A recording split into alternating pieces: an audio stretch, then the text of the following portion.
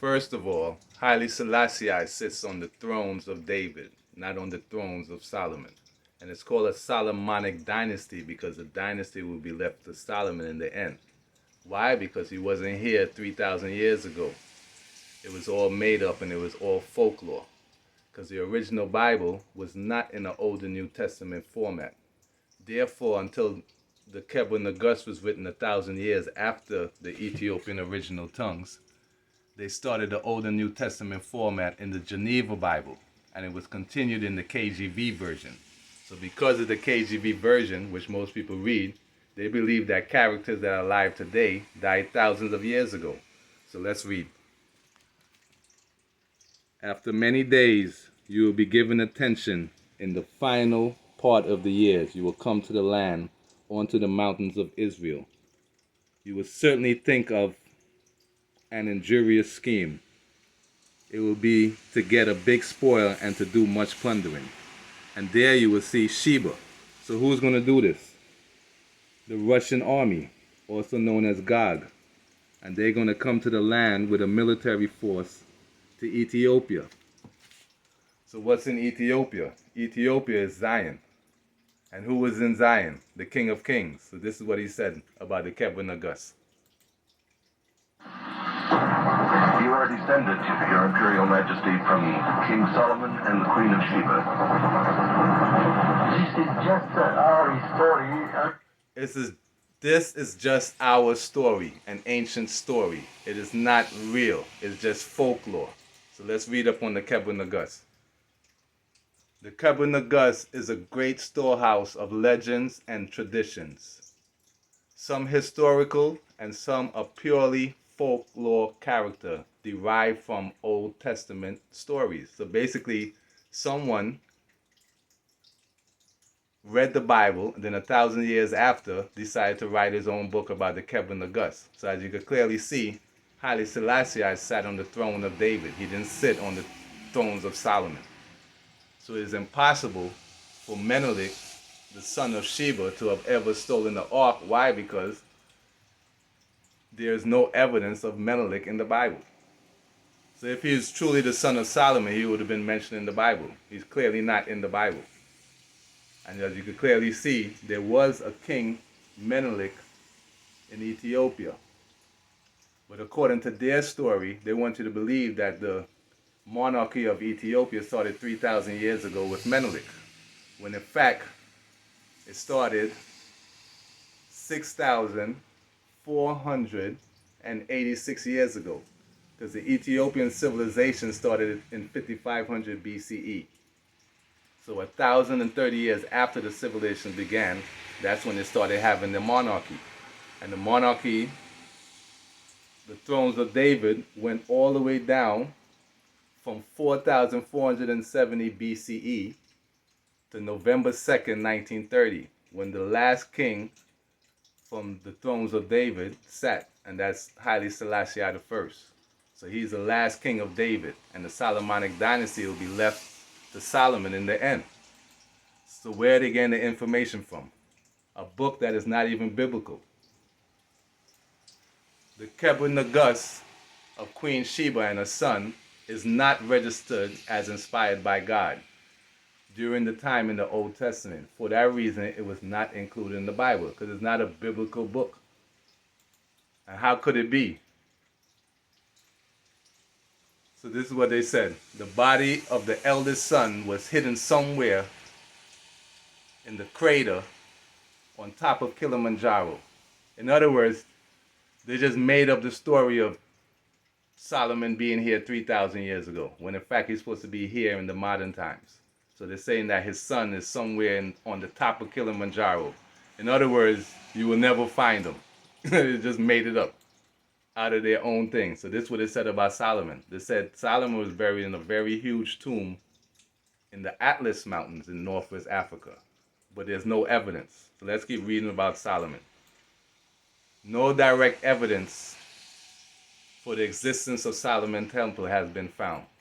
But according to these clowns, they say they found the king of the kingdom of Israel who owned the network, and they say his wealth is deep in the desert in Israel.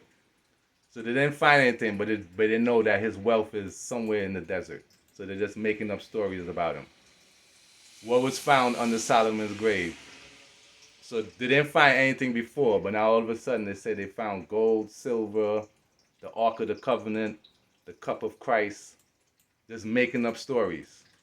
But according to them, they found David and Solomon, but the Bible does not provide any details about the shape and location of the tomb.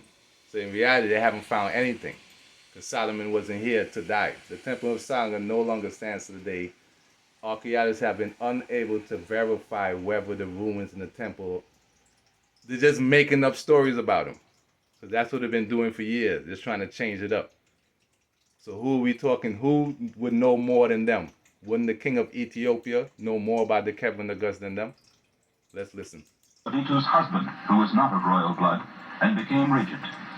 He became emperor on November 2nd, 1930, and was crowned Haile Selassie I, King of Kings, King of Zion, 91, and was named Ras Tafari Makonnen.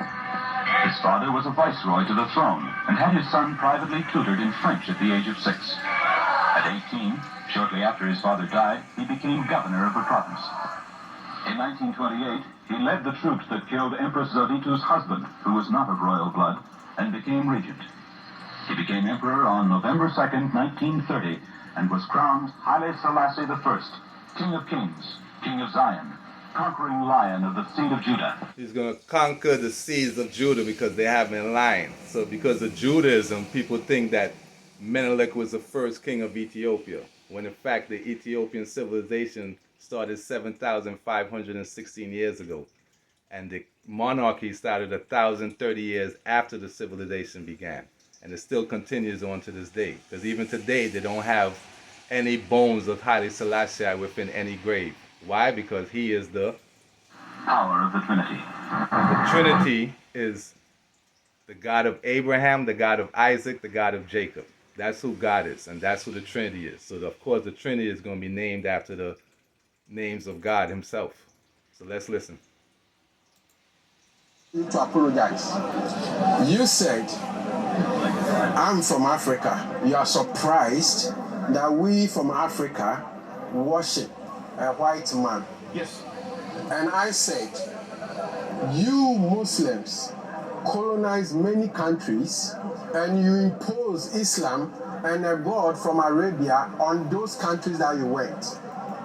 Ethiopia is the only country on the Ethiopian continent that has never been colonized by Europe or conquered by Islam. Therefore, their calendar remains the same, and their languages is Ge'ez and Amharic. So they know it was first. Ge'ez was first, not Arabic, and it's much older than Arabic and Hebrew. Allah was not known in Africa. It was known only in Arabia because Arabic language, right? The Jews never mention Allah in all their books. The best you can get close to is Elaha, which is not the same anyway. So the name Allah is not known by any of the previous prophets. It's a new name, and according to the Torah, we don't need to follow a God that is not known by our forefathers. Now, for you to say we Africans worship a white man, it shows you are ignorant. Why I'm saying you are ignorant, respectfully, is because Jesus is not from Europe. He's from Israel. They are not white people.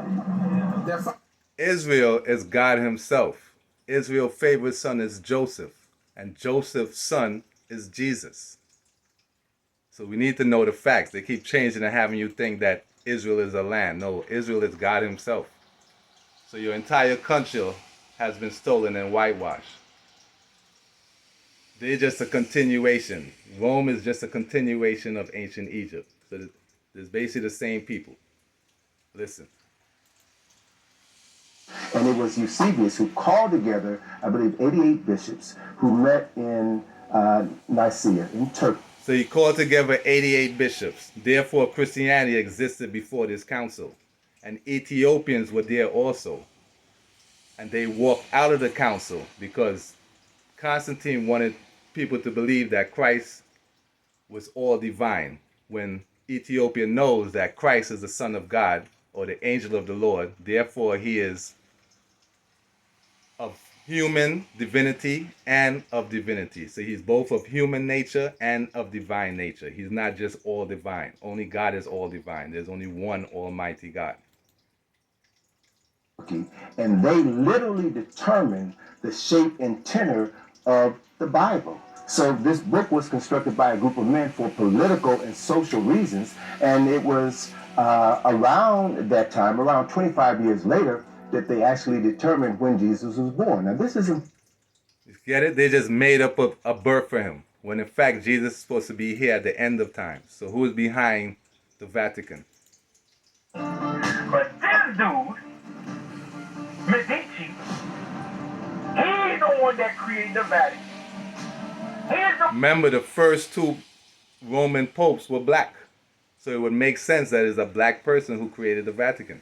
The one that funded the Vatican. Roman. Okay? So, the monetary system that we happen to be strong today, that's his lifestyle of creation. The system of banking that we all is struggling and being oppressed by the banking system, this guy. He is the creator. It was a black dude. Just like the Jewish, they converted to Judaism. So they weren't the original Jews. And a Jew is just someone from the tribe of Judah. You can't be a Benjamite and a Jew at the same time, or a Levite and a Jew. There's 12 different tribes. Ever read and believe the trash in the history books from the institutions of Rome where they tell you that those martyrs in the 1st and 2nd century were Christians. They were not literalist Christians. They were Gnostic Christians, Neoplatonists, Hermetists, people from Syria. Constantine himself never was a Christian. So why would you look for them? And if they're having a council of Nicaea, that means prior to Constantine, the rulers themselves were not Christians. Rome was not a Christian kingdom. Ethiopia is the oldest Christian kingdom in the world. Serapis in Alexandria, that was the chief religion around the time when Rome was telling people, these guys. They were Hermetists and people that knew who they were. That's who you are, not what's your name. Any other word, adjective, noun that you want to put after that is misleading and a lie. There is nothing but being and the noun. And they pull you out of that with a thing called nomen. That's the word for name. So they want you to change your name to become one of them. But at the end of the day, Jah run things. Jah guide. In the revolution, it was life changing. Till the them of the nature will be a witness.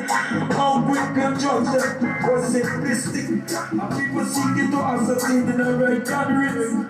It's necessary for ordering in a right rulership. Righteousness is full of no debris.